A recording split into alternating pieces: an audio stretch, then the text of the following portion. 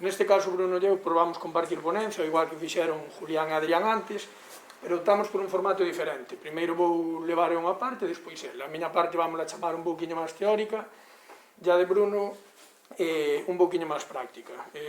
Botamos de menos un pouquinho o que é o día a día, como sabedes nestas categorías todavía non hai fútbol, pero bueno, creo que nos temos que adaptar, que é unha das cualidades que creo que temos que ter como adestradores e que é importante para ser capaces de conseguir a optimización de recursos no fútbol amateur, que é do que vamos a falar. Vamos tratar desde a nosa humilde experiencia, pois tratar de darvos ideas para que o non ter os recursos do fútbol profesional non nos sirva como excusa para non poder ofrecer algo de calidade. Como decía, a primeira das características que creo que temos que ter é a adaptabilidade, principalmente en función de dous conceptos. Diego, en función de dous conceptos. Por un lado está o contexto. Neste caso, eu sei que teño 15 minutos para a miña primeira parte dunha ponencia que comparto con Bruno, e por outro lado están os obxectivos. Os obxectivos neste caso concreto serían falar da optimización de recursos no fútbol amateur. Despois desta pequena introducción, sí que me toca presentar, ainda que xa o fixo Iván, falo rápido, son Juan, de Chantada, pasa, diapositiva de eu, volve pasar, nivel 3 de fútbol, recentemente titulado nivel 1 de fútbol sala, comentaremos despois por que digo eso, e a trayectoria que xa vos comentou Iván, solo destacar que considero moi importante haber pasado por diferentes roles, segundo entrenador, primeiro, axudante e demais, e desde base, desde prebenjamines hasta senior. Pasamos. Por suposto, quería vos agradecer a todos os que estades aquí escoitándonos, o resto de poñentes por permitirnos aprender nunhas ponencias excepcionales. No, para atrás. E, por suposto, os organizadores, Concello de Burela e a Fútbol en Lugo, xa non só polas organizacións da xornada, sino polo traballo que fan diariamente, chegando a todos os campos da provincia, collendo o coche, e sacando esas fotos ou esas crónicas que falan de todo o noso fútbol. Pasa, Diego.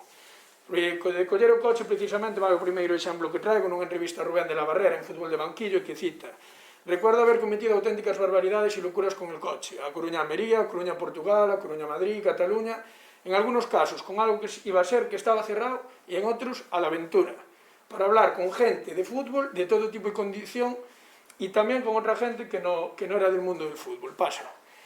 Eu isto chamolle ter inquietude, síntome un pouquiño identificado con esta reflexión, porque sempre que me gusta, pois trato de intercambiar feedback con outros adestradores, tanto da nosa categoría como de categorías superiores. A Simón teño molestado, a Iago tamén o teño ido ver entrenar, sempre que podemos, pois é algo que me gusta facer. E unha dúda que tiña era saber, por exemplo, Adrián Rubio, segundo entrenador de Juanfran estes últimos meses no Club Deportivo Lugo, pasou antes do confinamento, durante o confinamento, estar entrenando en amateur, en preferente, a dar o salto ao fútbol profesional. Se lle preguntas cales son as claves, respóndeche con dúas palabras moi sinxelas, que son preparación e paixón. Preparación no sentido de que temos que estar preparados como se a nosa oportunidade fora a chegar mañá, e paixón de que temos que ter a mesma paixón entrenando en terceira regional que en primeira división. Seguimos no corpo técnico do Lugo e non podo deixar de facer mención a Antón Eiré, chantadino, redactador de lesionados do primeiro equipo nos últimos anos, co que tuve a suerte de traballar no Chantada B fai xa 7 anos e que me sirve para falar do seguinte concepto que vos quero mencionar, que é a ilusión. Recordo unha anécdota, pasa a diapositiva, Diego, por favor. A primeira vez que quedamos para ter unha reunión de feedback, nin siquiera para planificar, nin nada, acababa de rematar a carreira e chegou con unha planilla a unha reunión que poñía lugar, hora, todo. O sea, eu cheguei así como estaba, tal, e chegou con unha carpeta, tal, só para unha reunión de feedback. A ilusión de cando empezamos, de salir da carreira, de primeiro proxecto, ou de cando empezamos un proxecto novo, eu creo que é imprescindible que a manteñamos cada día do noso traballo. Sigue, Diego.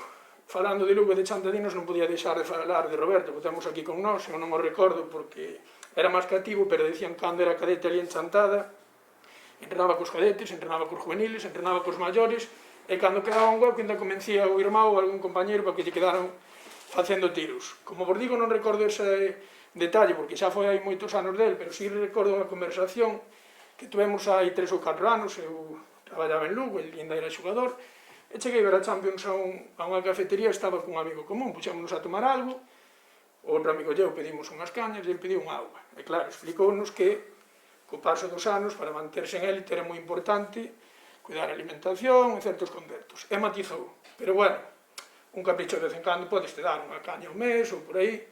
Foi unha anécdota 20 e pico anos despois daquel Roberto que empezou en cadetes, que me vale para falar do seguinte concepto, perdón, que é a constancia. É dicir, a constancia do día a día. Neste caso ejemplificámoslo en 20 e pico anos, pero que debe ser algo que nos acompañe diariamente. Non podo deixar de falar de Chantadinos e Lurse sin falar de Héctor Souto, preparador actualmente do Parrulo Futsal, e que vamos remontar pasa o ano 2007, volve pasar, esta é unha máquina, vemos o valor aí orientativo 4.000 euros, volve pasar, e isto é Héctor cunha máquina que trataba de imitar a simulada. Compáralas, aparte de haber unha diferencia abismal de precio, o rendimento era moi similar. Que necesitou Héctor para facer isto? Imaginación, enseño, e bueno, como contou el, molestaron mecánico, molestaron ferreiro, molestaron tornillo, é dicir, cando non hai recursos, volve pasar, outro exemplo, volve pasar, outro exemplo, volve pasar, outro exemplo. E isto era o pabellón municipal de Chantada no 2007, máquinas que con recursos económicos era imposible adquirir, e tiñamos a sorte de poder traballar con elas gracias pois esa imaginación, ese ingenio, e creo que é un bo exemplo da optimización de recursos en deporte amateur. Como me enterei destes todos os exemplos que vos acabo de comentar? Por medio da observación, que me parece outra cualidade moi importante nas persoas e nos adestradores, sobre todo estes últimos que nos coñezo eu, e poderedes dicir, pase Diego, esta ponencia falaba de fútbol amateur, estarme falando de exemplos de xente profesional, é certo, pero se botamos a vista, fijámonos que son exemplos que estes profesionales desarrollaban cando eran amateur. Entón, aí entramos no de que a paixón, ilusión e demás ten que partir xa de cando estamos en deporte amateur. Observar a parte da xente que destaca máis, que sempre se pode facer, tamén o debemos facer que a xente máis cercana. Neste caso teño tres referentes, pasa Diego, por favor, que son os meus tres adestradores de xuvenís. O primeiro é Rubén, desgraciadamente, como moitos sabedes, falleceu este ano, un porteiro da Mariña, e creo que nun foro como este de fútbol lucense aquí na Mariña, pois que me apetecía mencionalo e facerlle esta pequena homenaxe. E outra xente como Óscar Méndez Abadrián, entrenadores que tuve en xuvenís, e que tamén me fixeron medrar moito, penso. Continuamos ca presentación. Non hai que haxa un error na pantalla. Isto é unha diapositiva. Precisamente por isto que vos acabo de comentar, que non nos iba o PowerPoint, pon o PDF. Non fallou o ordenador, pero pudo haber fallado. Pasa, Diego. Temos que ter un plan B. É dicir, a mí non me vale que es que tenía unha sesión para 15 e me fallaron 5. É dicir, dentro deso, cada entrenador terá que ter un plan B diferente. O mellor hai un que necesita levar 3 sesións preparadas, un que fai tareas adaptables e un que é capaz de facelo sobre a marcha. Pero sempre temos que ter un plan B en todo o noso traballo. Pasa. Desde o meu punto de vista, para iso hai que ter capacidade resolutiva. Hai unha parte que creo que é innata. Diego, Julio Díaz, que nos terá dado táctica, varios dos que estamos aquí falando de táctica, decía, o lo ves ou non lo ves. Eu creo que sí que hai unha parte innata, pero hai unha parte que se traballa, que se prepara, que consiste na formación e nas experiencias. Diego, pasa. E iso teria que ser, desde o meu punto de vista, multidisciplinar, que é o que comentaba Iago. Se nós nos retroalimentamos solo de xente de fútbol, falamos con xente que vemos o mismo, lemos o mismo, que as mismas ideas, creo que vamos ter unha visión máis pequena que se abrimos a mente. Pasa, Diego, porfa. Por iso comentaba de fútbol sala antes, xusto ya acaba de comentar e poñer exemplos dese deporte.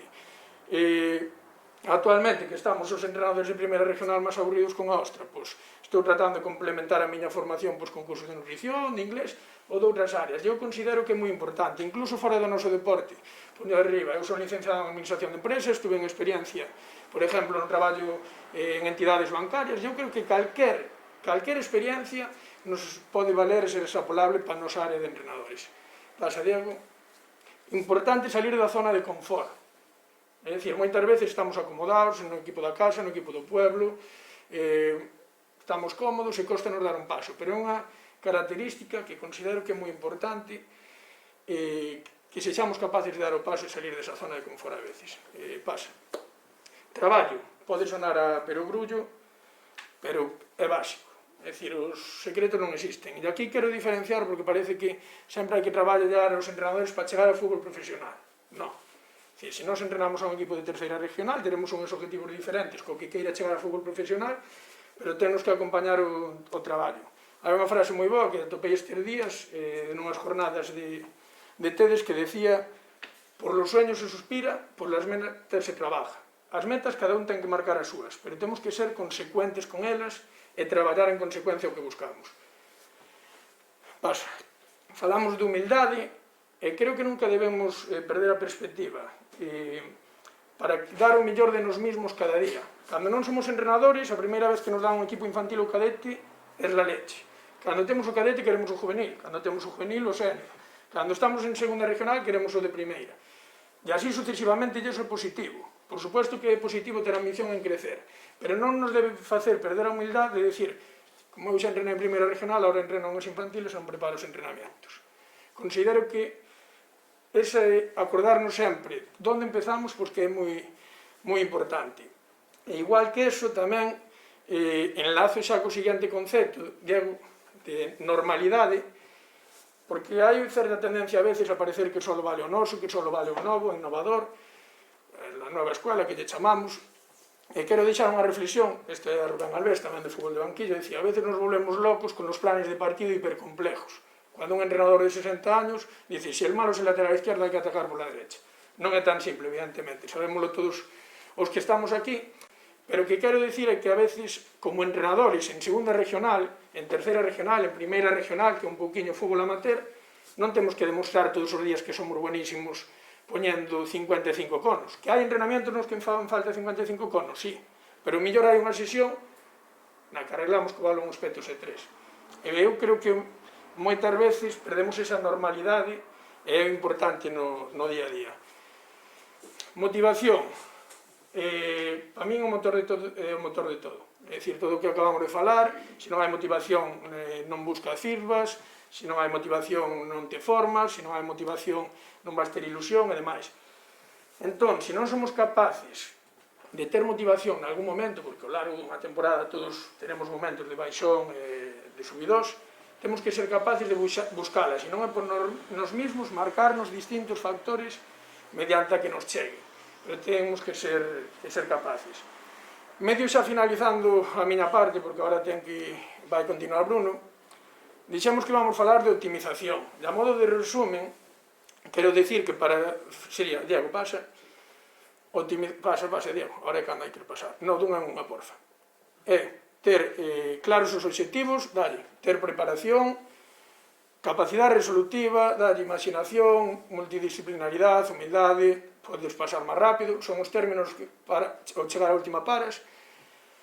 E aquí é moi importante unha cousa, as letras de arriba non sei se se aprecia están en rojo. Temos que ser capaces de saber que por moita formación, moitas horas que dediquemos, moito informe do rival, a perfección non existe. O mellor preparas un partido de maravilla no minuto 1, meteche un gol ao rival, e cambia todo. Entón non podemos caer nesa frustración. Agora ben, que non exista a perfección non quere dicir que non tratemos de buscala día a día. E aquí, repito, dá igual que estemos en primeira regional que en terceira regional. Unha vez, desde o meu punto de vista, que aceptamos poñernos un proxecto, temos que dar o mellor de nos mesmos que o que se leva falando xa toda a mañá. Quedan nos términos por repasar, a perfección non existe, pero temos que buscala. Traballo, inquietudes, normalidade. Ahora queda a imagen máis bonita. Juan Charmental, primeira clase de curso de entrenador año 2007. Si non mejoras, empeoras. É unha frase que nos debe acompañar toda a vida. É dicir, Bruno entrenou ano pasado en primeira regional, volve a entrenar este ano, mismo equipo, se o ano pasado acabamos xogando ben, cada día hai que mellorar. Se non somos capaces de facelo, vamos a empeorar. Que daban términos por repasar, paixón, motivación, contexto, estou acabando xa a miña parte e o título dicía optimización de recursos no fútbol amateur. E diredesme que a maioría das palabras ou términos que usei son cualidades personales. E é certo, pero quero acabar con unha última reflexión. Desde que entrenedes en terceira regional hasta a primeira división, ao largo da nosa carreira, un día entrenarás con cono que roubou un directivo nunha obra fai 15 anos, ou poñerás un espectros para facer as líneas, e outros pois terán 6 de corpo técnico, un que recolle os valores e demais. Pero hai un recurso que vamos ter desde o principio da nosa carreira e hasta o final. E vai ser o único recurso que teñamos sempre e somos nos mesmos. Entón, o mellor recurso que podemos optimizar e mellorar é cada un de nós. Por iso acabo ca frase ahora sí, o teu mellor recurso eres ti. Temos que formarnos, traballar e tratar de superarnos día a día. Continúa, Bruno. Bueno.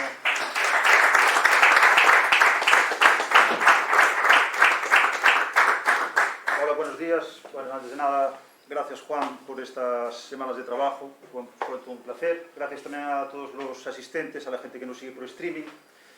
Sé que no vamos muy bien de tiempo, pero eso no es una excusa para no hacer mi trabajo. Podría poner mil excusas, mil trabas, no me va a dar tiempo y tal, pero Fútbol y Lugo confía en mí, yo tengo que hacer mi trabajo y eso no tiene que ser una excusa. ¿De qué vamos a hablar en la presentación de hoy? Pues de eso mismo. Tenemos poco tiempo, pero tenemos que canalizar ese tiempo y realizar el trabajo que nuestro equipo necesita. Ya pasamos eso. Va a tratar va sobre un microciclo competitivo en un equipo de primera autonómica. Podemos pasar. Veremos, bueno, la metodología, los contenidos que vamos a trabajar, las características de las tareas, un ejemplo muy pequeñito de la ejecución y los objetivos. Bien, como os comentaba hace un momento, nosotros como entrenadores lo que tenemos que hacer es... perdón, para atrás. Lo que tenemos que hacer como entrenadores es ver el tiempo que tenemos disponible, canalizarlo y transformarlo en tiempo efectivo. Bien, debemos por lo tanto diseñar una metodología de trabajo que nos permita trabajar lo técnico, lo físico y lo táctico de un modo integrado. Es decir, de aquí en adelante lo vamos a denominar metodología global. Podría denominarse de muchas otras maneras, pero simplemente para decirlos. Una atrás, por favor. Vale, lo que tenemos que tener claro al principio de semana es los contenidos generales que vamos a trabajar y los principios tácticos, y a partir de ahí, sobre nuestro modelo de juego, ir definiendo lo que queremos trabajar durante la semana. Bien, podría leerlos ahora todos, pero yo creo que más o menos nos vamos haciendo una idea de, por ejemplo, una organización de una transición defensiva. Pues queremos trabajar la tipología mixta, presión tras pérdida de los jugadores más cercanos y replegado del resto. Bien, las características de las tareas. Como habíamos dicho con anterioridad, las tareas van a tener un contenido condicional técnico y táctico de un modo integrado. Vale, los principios tácticos que vamos a incluir corresponden a nuestro modelo de juego y van a contener reglas de provocación en las que se manifiesten situaciones de juego real. No puse ni comunes ni no comunes, sino las situaciones que el entrenador considere que tiene que trabajar. Vale, y uno de los adjetivos que decía Juan en su presentación era el plan B. Bien, tenemos que tener prevista adaptación ante ausencias de última hora. Es decir, como decía hace un momento, nosotros como entrenadores tenemos que exigirnos a nosotros mismos. No puede ser que tengamos una llamada de última hora, nos falten 2 jugadores, dejo los bártulos aquí, el trabajo no se hace. No, el trabajo hay que hacerlo igual. Habrá gente que adaptará sus ejercicios de una manera, otros lo harán de otra, otros tendrán que hacerlo por duplicado, otros por triplicado, pero al final aquí lo que vale es el compromiso que tienes con tu trabajo, con el club que te da la oportunidad y con tus jugadores. Pasamos. Vale, esta es una tarea básica, simplemente querría que vierais lo principal, digamos, es un ejemplo que la tarea empieza en su inicio con un balón largo, vale, en este momento se hacen visibles movilidades agrupadas, juego aéreo y disputa por la posesión. Bien, es la misma tarea secuenciada en 3 imágenes. Vale, a partir de ese momento, uno de los 2 equipos se hace con la posesión del balón. Bien, organización ofensiva. Pase de seguridad, movilidades espaciadas en zona de elaboración y movilidades en ruptura o en profundidad en zona de finalización. El equipo que no consigue realizar con la posesión del balón, organización de la transición defensiva mixta en este momento. Es decir, simulamos una pérdida, presión tras pérdida de los jugadores más cercanos y repliegue del más alejado. A este ejercicio le damos una continuidad al centro remate para poder terminar la tarea y que otros 4 jugadores puedan reiniciarla. Cuando quieras. Vale, el objetivo es, en un microciclo competitivo, un equipo de primera autonómica, intentar hacer 5 o 6 tareas de esta naturaleza, más o menos. Nos permitirá abarcar los contenidos planificados al inicio de la sesión, es decir, nos permitirá trabajar lo que necesitamos trabajar, lo que nuestro equipo necesita. Bien, los jugadores, esta es una metodología de trabajo que, explicándola bien, los jugadores van a interiorizar lo que tienen que hacer en cada momento y después lo aplicarán en el partido desde su propio conocimiento. Y el objetivo final es una preparación óptima para la competición. Bien, esto seguramente que ya muchos os suena, especialización táctica de Víctor Frade. Es una metodología de trabajo que me inspira mucho por los condicionantes que hay hoy en día en el fútbol amateur. Yo recomiendo su lectura, seguramente que ya lo conoce todo el mundo. Este año en el curso de entrenadores nos tocó estudiarla en profundidad y la verdad que me parece muy interesante, y en el mundo del fútbol la verdad que toda formación es poca y bueno, yo lo recomiendo por si a alguien le puede quitar uso. Y bien, muchísimas gracias por vuestra atención, espero no haber ido muy rápido, espero haber optimizado el tiempo que tenía disponible y que os quedáis con el mensaje, que es que como entrenadores tenemos que hacer nuestro trabajo. Si es en 3 horas, pues en 3 horas, si es en 4, en 4. A todos nos gustaría, evidentemente, y a los jugadores les gustaría tener 4 sesiones a la semana, pero no es posible. Pero eso no es un impedimento para hacer un buen trabajo. Vale, muchas gracias.